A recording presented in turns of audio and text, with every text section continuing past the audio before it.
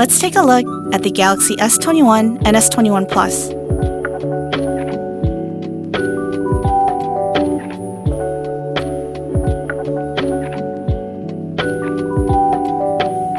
The first thing you'll notice is the incredible AMOLED display. Both the S21 and S21 Plus have displays that are flat with minimal bezels, vivid colors, and super smooth refresh rate.